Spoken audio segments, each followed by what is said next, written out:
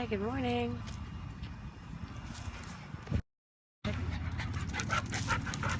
I see you there, Roscoe. How you doing? I'm finally back in Florida and finally out of my bed. I'm exhausted. My brain still thinks that it's Las Vegas right now. Well, my brain still thinks that it's Las Vegas time right now. Clearly, it's very underwhelming here comparatively. What's up, Roscoe? Hello. Hey, guys, chill out. Hi, Hector. Good morning. Afternoon. Whatever time it is. I don't even know what time it is, but hello. Vegas was fantastic. I had so much fun. I definitely would like to go back. And come on, dude. Sorry, my little guy's just digging and stuff. It was very awesome. I had so much fun. I definitely see a lot of opportunity to make money, but I also see that city as a city where you've got to stay on your hustle all the time. So I'm trying to decide if that's a direction I'd like to go in my career, and if so, how I can leverage it to the best of my ability without any kind of, complication on my end. Because man, I was there for like 5 days. I had 2 drinks. I gambled and lost $2, and I was tired. It's so tiring. I don't know. My companion was calling me DJ Grandma because I went to the club a couple nights, and it's the club. I saw it. I don't need to be there every night, unless I'm getting paid. So anyway, it was fun. It was a lot of fun, but I feel like you have got to develop the right mindset. Hi, good morning. Fine, thank you. I feel like you've definitely got to develop the right mindset to be out there, and be successful out there. Because if you just go out there and you party your nuts off, you're not gonna last very long. Yeah, I didn't really lose $2. So here's the thing. I really don't like playing slot machines. We've got this Hard Rock thing over here. Hi, hello, thanks for joining. And for me personally, the thrill of pushing a button isn't really there for me. And then I don't personally like to take the risk for larger payoff things like blackjack or craps or roulette or anything like that, because again, if I put $10 or $20 down and 2 seconds later it's gone, I'm gonna be kind of mad about that. It's just I could have had some shoes or something. So yeah, I'm not really big onto gambling. So anyway, one of my favorite types of gambling is the virtual blackjack that they have there on a game called the Game King. I really like Game King. Hold on, my dogs are using the bathroom. I don't want y'all to see that. I really enjoy Game King, and so I played the first one. I played in Excalibur, and I was really good at it. I was really good at it. I was doing great for 25 cents. I had gotten my dollar up to like $3, and I was feeling really confident. And then I was like, you know what? Let me stop playing these 25-cent bets. Let me start making 50-cent bets. And I lost my ass real quick. So I'm out here walking my dog for the craziness. It's kind of weird and overcast out here in Florida today, and a little bit cool, but that's cool.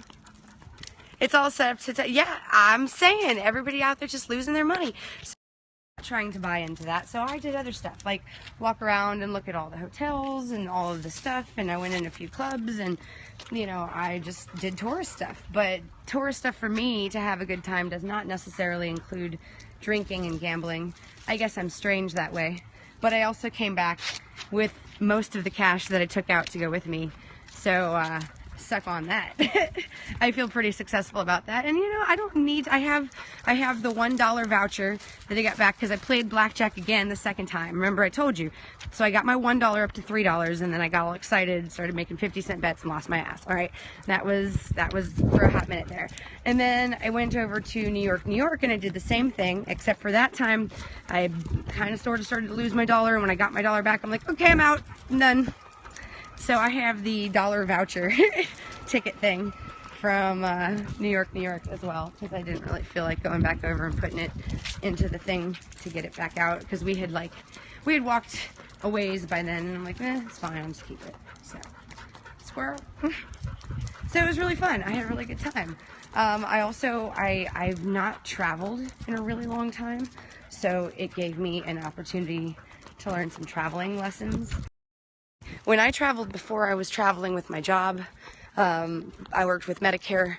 They would send me to open enrollment, but I never had like a baggage restriction thing. That was new. So this time we flew Frontier, which was great. That's how we got the really inexpensive prices, but the way they get you is with those bags. So I had to learn about packing and packing light, and you know, I thought I did pretty good when I got over there, but after the week and using the things I used and so on, I've decided I can definitely do better. So it was good. It was a good learning experience in that regard, and I don't know, it was really fun. I had a good time. I got to meet up with a couple DJ friends of mine, and we had fantastic networking. So, you know, like I said, it's a hustle. I've got to take some time and think about how I want to approach that hustle, because I don't know that I want to live there, y'all. I like the water, and that's a big old desert. It's weird. I mean, it was pretty, but I would be really depressed, I think, after a while with no water around. So, did I see anyone famous? Yeah, we saw a famous poker player. It was the World Series poker tournament. Actually, we got to see that too. That was at, where was that? That was at the Rio. And so we walked over to see that, and then when we went out that night to Omnia nightclub, who was it? I think his name is like the Magician or something like that. He's, whichever poker guy has won the single largest cash prize ever. And I would know what he looked like if I saw him. And my traveling companion is a huge poker fan, so he knew, and he like fangirled out on me. It was great. Well, not really, but you know, he knew. And so he was like, hey, look, this is so-and-so. And I was like, oh, snap, it is so-and-so. And then by the time we made eye contact and so-and-so realized that he was recognized, he was like, nope, I'm going to go over here now. Not about all these weirdo fans. So that was probably the only famous person that I really realized that I saw. We thought at one point that we saw Brooke Hogan in a different nightclub, but then we got really, really close to her, and she was really ugly. And I'm like, nope, that's not Brooke. So, well, no, we didn't ask him for autographs or anything. I mean, he was in a different VIP section that, you know how they have like the different little VIP sections. So he was in the one right next to ours with his whole crew of all of the poker players, and you know, we didn't ask him for anything or say anything to him, but at one point, like I said, you could tell he'd realized that he had been recognized. And, I mean, I certainly understand where a lot of these folks are coming from, these famous people who just want some privacy, because, my God. So, anyway, it's cool. It was cool. We had a good time. Oh, anyway, I'm back home. I'm back to work. I have a laundry list of stuff to do that's like 10 miles long today.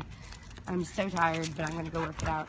And then it's time to get back on that hustle so I can start working on some new products for 2016. So guys, I'm going to get out of here. Here's my boys. They're all tangled up again. Big Atlas, Little Asher, and they're awesome. So I'm going to get out of here. Thank you for hanging out. I will come back with another business scope and get back on my game ASAP, I promise. I'm sorry for slacking, but you know, it was my birthday weekend and stuff. So, alright guys, have a good day. Bye from Atlas. And bye from Asher.